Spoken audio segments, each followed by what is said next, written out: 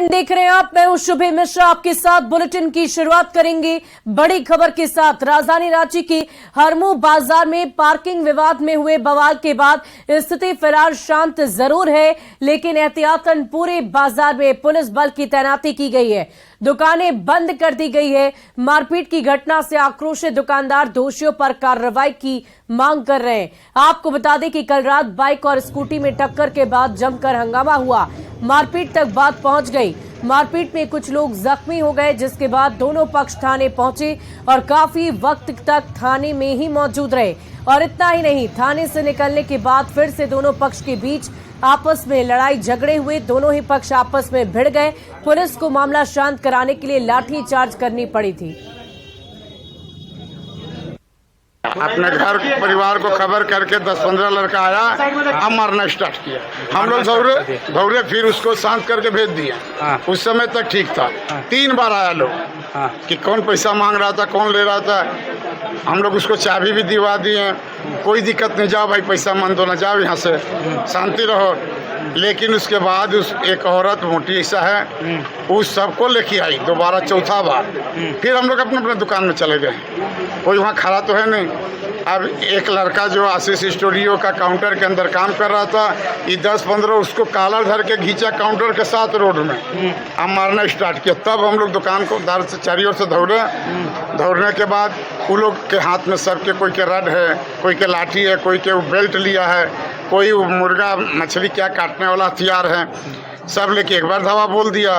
मैं अपने दुकान में काम कर रहा था, एक लाल रंग की स्कूटी से आया लड़का, 2-3 जन को धक्का मारते हुए मेरे गाड़ी में टकरा गया। हम उसको बोले बाबू देखो ऐसा है कि गाड़ी में चोट हो गया, डैमेज कर गया, क्षतिपूर्ति कर दो। तो बोला ठीक है कर देते भैया, पैसा भैया से मंगवा के कर देते। उसके बाद 5-10 लड़का लोग आया और मेरे साथ मारपीट करने लगा। उसी बीच में बलराम चा लोग मेरा बीच बचाव करने लगे। उनको भी उस समय छोड़ा करके भगा दिए सबको। बोले ठीक है गाड़ी की चाबी दे दो, चल जाने दो, जो हो गया हो गया। फिर हम लोग साथ फिर हम काम करने लगे अपना। मैं दुकान के अंदर काम कर रहा था, मेरा कॉलर पकड़ के खींचा, जिससे मेरा काउंटर क्षतिग्रस्त हो गया, मेरा पूरा शर्ट फट गया, मेरा ये यहाँ पर पूरा चोट लगा है। और रांची के हरमू में तनाव के बाद बीजेपी ने हेमंत सरकार पर जोरदार निशाना साधा। बीजेपी ने घटना के लिए जिम्मेवार लोगों को अविलंब गिरफ्तारी और मामले की उच्च स्तरीय जांच की मांग की है। रात को हरमू बाजार में एक छोटी सी घटना पर जिस तरीके से सांप्रदायिक तनाव उत्पन्न हुआ, यह बेहद ही अफसोसजनक है। दरअसल हेमंत सरकार की तुष्टीकरण की नीतियों के कारण ही एक विशेष समुदाय के कुछ कुंठित मानसिकता वाले लोगों का जो मनोबल है वो बहुत बढ़ गया है। और एक छोटे से दुर्घटना से दूसरे उसके बाद जिस तरीके का बवाल हुआ और 2 पक्ष आपस में भिड़ गए और बाद में पुलिस की भारी बंदोबस्ती हुई, तब जाकर स्थिति नियंत्रण में हुई। लेकिन हमारा मुख्यमंत्री जी से यही प्रश्न है कि आखिर उनके सरकार में ये सांप्रदायिक घटनाएं क्यों नहीं रुक रही। और हजारीबाग के नारायणपुर गांव में इन दिनों झुंड से बिछड़ा हाथी जमकर उत्पात मचा रहा है। हाथी ने नारायणपुर में किसानों की फसल को बर्बाद कर रखा है, घर में तोड़फोड़ की है और अनाज भी चट कर गए हैं। काफी प्रयास के बाद भी लोग हाथी को भगाने में कामयाब नहीं हो रहे। वन विभाग को इसकी जानकारी दे दी गई है। वन विभाग के कर्मियों ने आम लोगों से हाथी को बेवजह परेशान नहीं करने की अपील की है। हर साल हम लोग हाथियों के आतंक से ग्रामीण त्रस्त है। वन विभाग इसको संज्ञान में ले। हर साल हाथियाँ आते हैं, लाखों की क्षति करते हैं, कितने के घर को तोड़ दिए हैं, बहुत तबाही। हम लोग सभी ग्रामीण भयभीत हैं। वन विभाग इसको संज्ञान में ले और हाथियों को खदेड़ने की काम करें। और गिरिडीह के बगोदर प्रखंड में भी पहाड़ की तलहटी के किनारे बसे धवैया और बेलगाय गांव में झुंड से बिछड़े एक जंगली हाथी ने जमकर उत्पात मचाया है। देर रात हाथी गांव पहुंचा और यहां पर 3 घरों को निशाना बना लिया। और इतना ही नहीं, घरों को तोड़कर घर में रखे अनाज को भी चट कर गए। इसके साथ ही घर की दीवारों को तोड़कर फसलों को नष्ट कर दिया। हाथी के उत्पात से लोगों में दहशत का माहौल है। हालांकि बाद में लोगों ने इकट्ठा होकर ढोल नगाड़े बजाकर पटाखे फोड़कर हाथी को वहां से भगाया। 10 बजे रात के हमने सुतल हलिया, तब अलो हाथी अल से दवल पर तोड़ल के और घुसला कमरियो अथिया नुकसान करल के तोड़ दल के, घारो तोड़ दल के। और फिर 2 क्विंटल चावल हले ओहोटा खा गले, धान बिहीन हले ओहोटा खा गले, अब जोंडरा बिहीन हलो ओहोटा खा गले। और जमशेदपुर के टेलको थाना अंतर्गत प्रेम नगर में रिसेप्शन पार्टी खत्म होने के बाद कुछ शरारती तत्वों ने जमकर तोड़फोड़ की है। ये तोड़फोड़ मारपीट में तब्दील हो गई। टेंट हाउस के मालिक ने 50,000 रुपए के नुकसान की बात कही है। साथ ही टेलको थाना में शिकायत भी दर्ज कराई गई।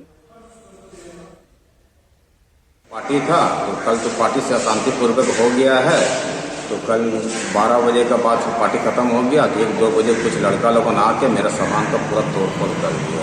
ये किसी का झगड़ा हुआ क्या हुआ हमको पता नहीं। हमको रात को मेरा फोन आया कि ऐसा बात है, हम आके देख रहे हैं कि मेरा सामान को पूरा क्षतिग्रस्त है। 40-50 हज़ार रुपये का मेरा नुकसान कर दिया है। मेरा सोफा वोफा महाराजा ऊपर देखिए पूरा प्लेट सब तोड़ दिया है।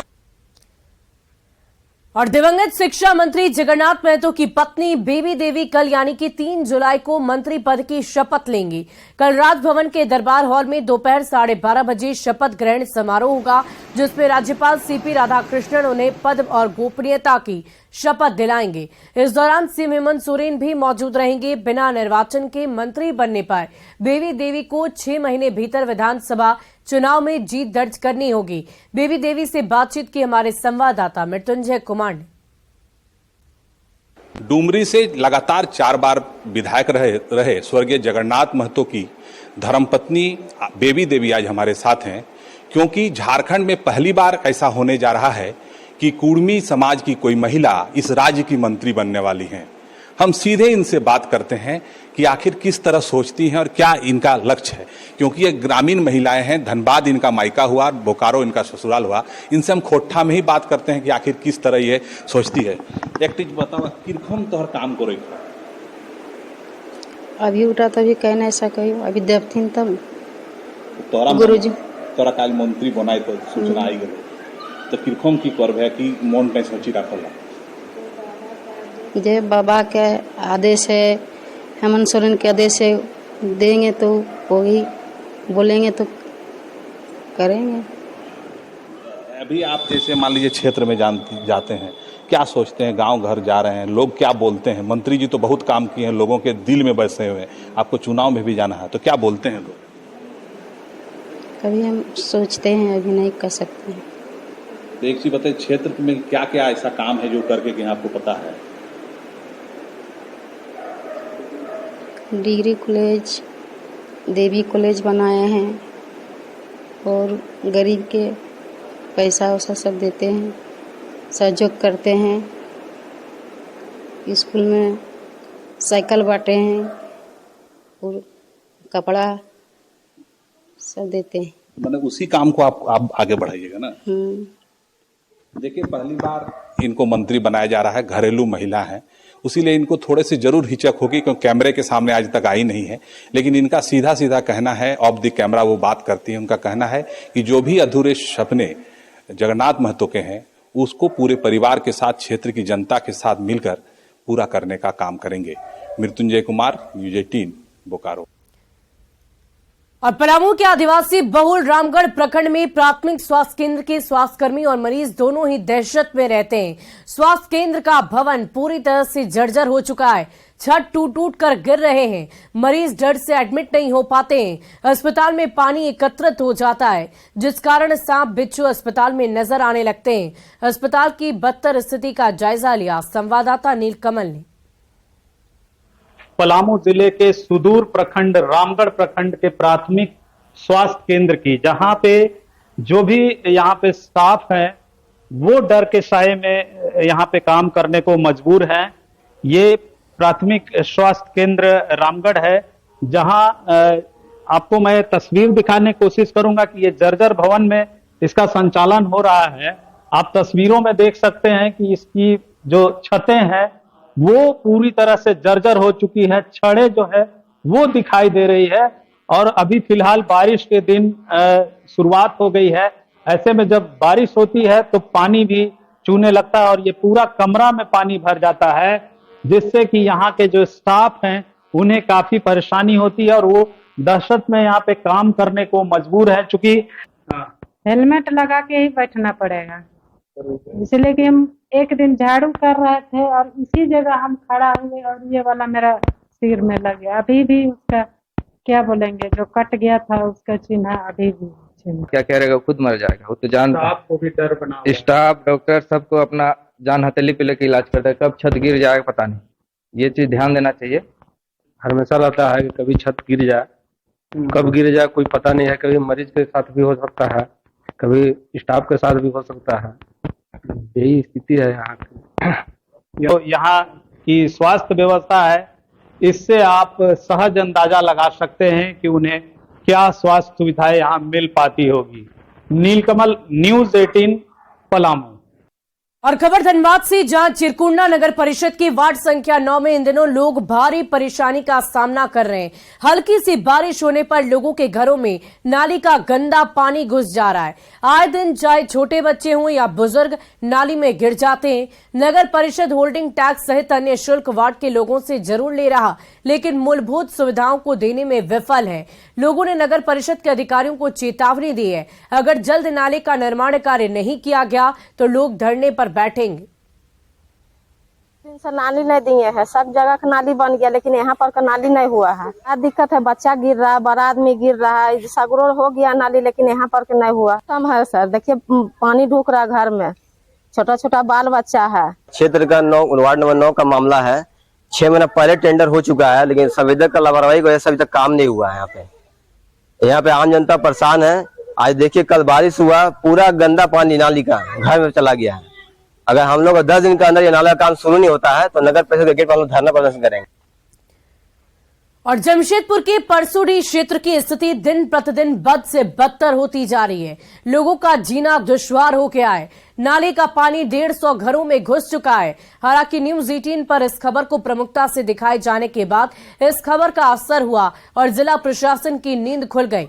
उपायुक्त ने जलजमाव वाले क्षेत्र में पहुंचकर स्थिति का जायजा लिया। इस दौरान उन्हें आक्रोशित लोगों के गुस्से का सामना भी करना पड़ा और जल्द से जल्द समस्या का समाधान करने का आश्वासन दिया है। कितना पैसा है अभी अकाउंट में?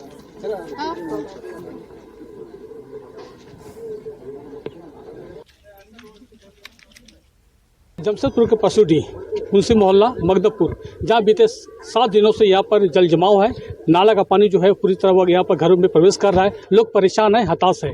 आज यहाँ पर उपायुक्त, जिला की उपायुक्त यहाँ पहुंची थी, क्षेत्र का भ्रमण भी की है। कई ऐसे घरों पे उन्होंने खुद अपने नज़रों से देखा कि किस तरह जो लोग हैं नाले का पानी से वो परेशान है। यहाँ पर कई तरह की बीमारियाँ फैलने की आशंका भी यहाँ बनी हुई है। उपायुक्त के साथ में यहाँ के SDO भी थे, BDO भी थे। पूरी महकमा जो है यहाँ पर इस जगह पहुँची थी और वो इस मुंशी मोहल्ले को पूरी तरह वो उन्होंने देखा भी है और समझा भी है। फिलहाल किस तरह यहाँ पर जो जिला के उपायुक्त यहाँ पहुंची थी, आप लोगों ने क्या किस तरह का गुहार लगाई है और क्या स्थिति यहाँ पर है?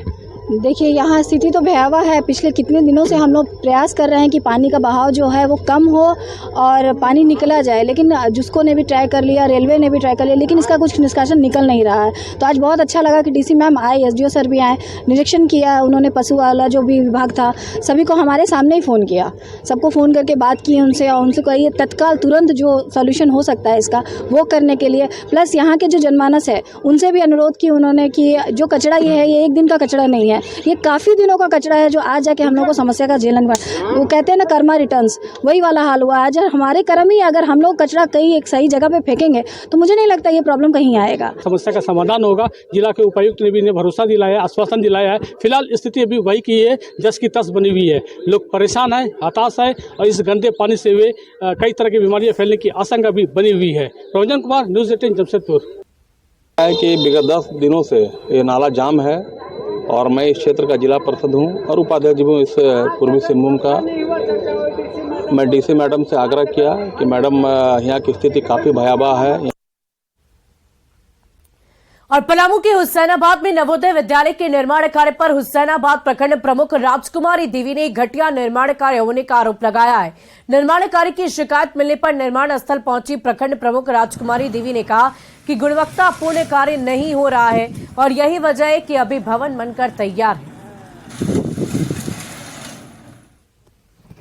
लगड़कोट में जो नवोदय विद्यालय बन रहा है भवन, उनका हमने वहाँ पर आवेदन लिखित मिला वहाँ ग्रामीण जनता के द्वारा।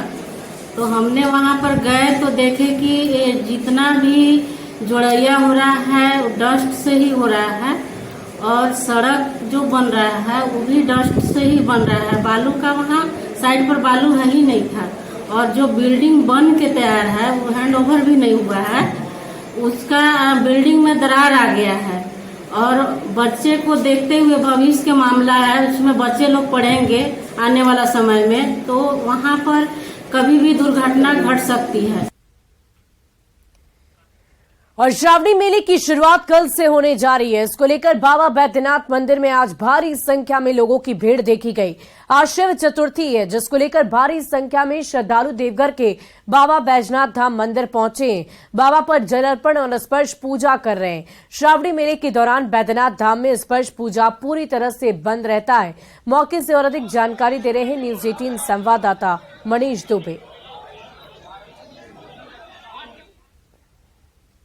द्वादश ज्योतिर्लिंगों में से एक बाबा बैद्यनाथ की नगरी, यूँ तो यहाँ सालों भर लाखों की संख्या में श्रद्धालु पहुँचते हैं और बाबा पर जलार्पण करते हैं। लेकिन श्रावण का पावन महीना कल से शुरुआत होने जा रहा है, जिसको लेकर आज बाबा बैद्यनाथ धाम में श्रद्धालुओं की भारी भीड़ उमड़ पड़ी है।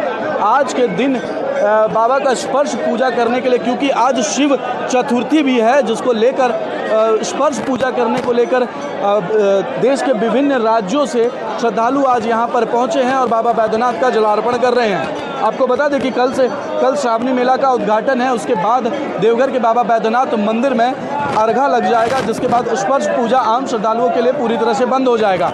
108 किलोमीटर की पांव पैदल यात्रा कर श्रद्धालु जो है वो जल लेकर बाबा धाम पहुंचते हैं और बाबा पर जलार्पण करते हैं। कुल 3 महीने का इस बार मेला लगने जा रहा है और आज बाबा धाम में शिव चतुर्थी को लेकर भारी संख्या में जो है श्रद्धालु पहुंचे हुए हैं और बाबा पर जलार्पण कर रहे हैं। तो कुल मिलाकर हम ये कह सकते हैं कि बाबा धाम में श्रद्धालुओं की भारी संख्या में भीड़ उमड़ पड़ी है और लोग अपने आराध्य देव शिव की पूजा करने में जुटे हुए हैं। इस तरह तो प्रत्येक महीना 12 महीना सब समय शिव जी को पूजा करना चाहिए, लेकिन इसमें जो है सबसे खास उत्तम शिव जी के लिए श्रावण मास कहलाता है।